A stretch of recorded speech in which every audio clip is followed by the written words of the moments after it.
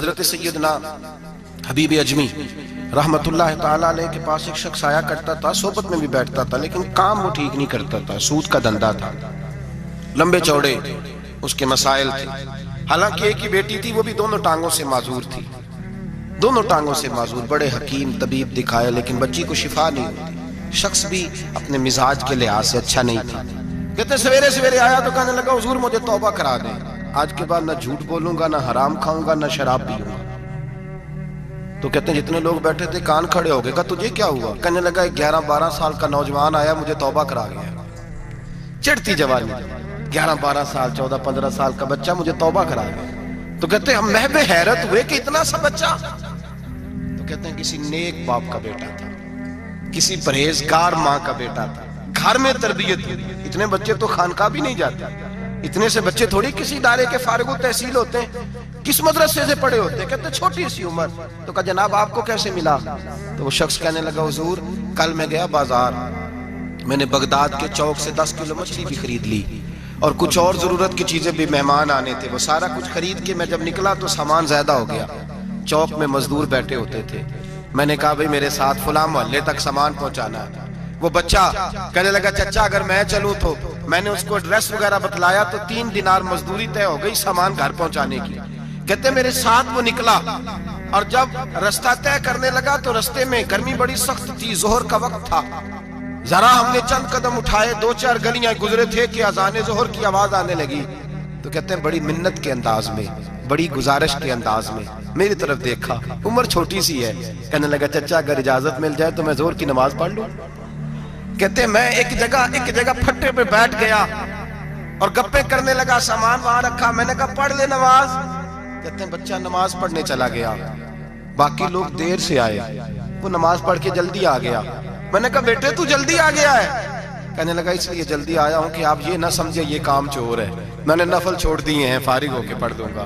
کہتے ہیں سامان اٹھایا، رستے میں گرمی شدت کی تھی، اس کا پسینہ بہنے لگا، میں آگے بڑھا، میں نے کہا بیٹے سامان تھوڑی دیر کے لیے مجھے دے دو، گرمی زیادہ ہے۔ کہنے لگا چچا کسی کا تربیت یافتہ ہوں، کسی نے ٹریننگ دی ہے، کہا ماں باپ نے کہا تھا حرام لقمہ گھر نہ لانا، کہا بات کیا ہوئی؟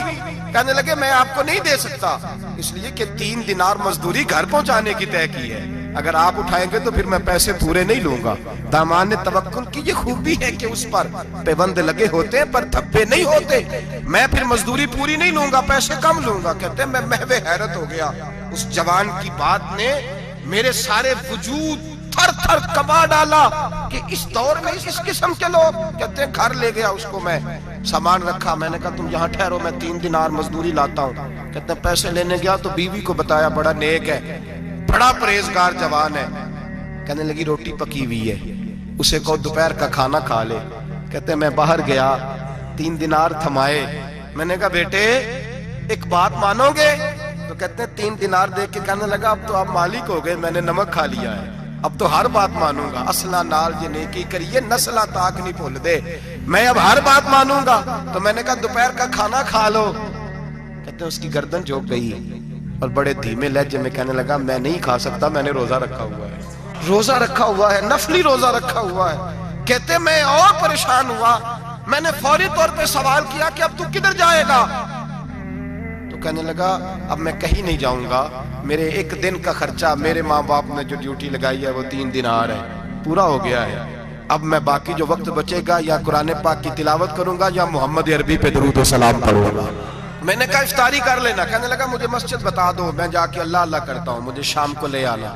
افطاری ہمارے ساتھ اس کی طے ہو گئی، مسجد چلا گیا، مغرب بعد لینے گیا تو کہنے لگا عشاء کے بعد آنا، اب تو میں نے پانی سے افطار کر لیا، کھانا کھانے جاؤں گا تو جماعت رہ جائے گی۔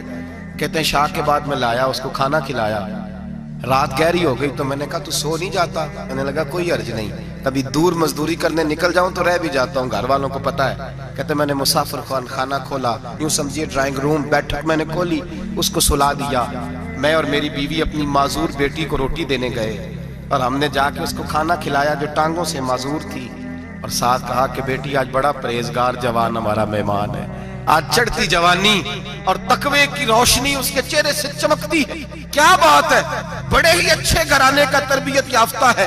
کہتے ہیں بچی کو کھانا کھلا کے لوٹے، اپنے کمرے میں سو گئے، بیٹی اپنے کمرے میں لیٹ گئی، ترس گئے تھے کہ بیٹی قدموں پہ چلے۔ تہجد کا وقت ہوا تو دروازے پہ دستک ہوئی، بڑی بے چینی کے ساتھ اٹھے میاں بیوی، کون ہے؟ بیٹی کی آواز آئی، ابا جی دروازہ جلدی کھولیں۔ کہتے ہیں کلیجے پھٹنے لگے، ذہن بکھرنے لگے، سوچے ہیں کہ وہ 2-1 منٹ ہمارے اوپر پہاڑ بننے لگے۔ دروازہ کھولا تو وہ بیٹی جس کے لیے ترس گئے تھے کبھی چلے گی، وہ اپنی ٹانگوں پہ کھڑی ہے، کبھی دوڑ کے ادھر جاتی، کبھی دوڑ کے ادھر آتی۔ بیٹیاں پریشانی کا فون کر دیں تو پھر بھی آنسو نکل آتے ہیں، اور بیٹی کے گھر میں خوشی آ جائے تو پھر بھی ماں باپ رو کے ہی شکر ادا کرتے ہیں۔ ان کے لیے روتے ہی رہتے ہیں، کہتے ہیں میں تڑپ گیا۔ بیوی بھی رونے لگی، بیٹے یہ کیا ہوا؟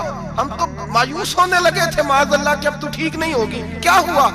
کہنے لگے ابا جی اماں جی آپ نے بتایا نا نیک جوان آیا ہے، نیک آیا ہے، تو میں آپ چلے گئے تو میرے دل میں خیال آیا اے اللہ اگر وہ واقعی نیک ہے تو اس کے صدقے مجھے شفائی عطا فرما دے۔ یا ایھا الذین آمنوا اتقوا اللہ وابتغوا الیہ الوسیلہ، اے اللہ صحت ہی دے دے۔ کہتے ابھی میری دعا بھی پوری نہیں ہوئی کہ میرا وجود حرکت کرنے لگا، اور یہ دیکھو میں اٹھ کے کھڑا ہو گئی ہوں۔ کہتے ہیں ہم لوگوں نے یہ دیکھا تو بھاگے اس کے کمرے کی جانب، جب دروازے پہ ہاتھ رکھا تو دروازہ کھل گیا، آگے گئے تو پلنگ خالی تھا، ایک رکا چھوڑ گیا ہے۔ کہنے لگا مجھے پتا ہے میری حقیقت کھول گئی ہے، میں تو اللہ کا بندہ ہوں، اگر تمہیں مجھ سے ذرا بھی پیار ہو گیا ہے تو پھر میرے پیچھے نہ بھاگنا، اللہ کی بارگاہ میں جھک جانا، پھر گناہوں سے توبہ کر لینا۔ کہا وہ تربیت یافتہ جوان آیا ہے اور مجھے بدل گیا ہے۔ میرے بھائی ماں باپ کی ذمہ داری اولاد کو نکھارنا ہے، ان کو سنوارنا ہے۔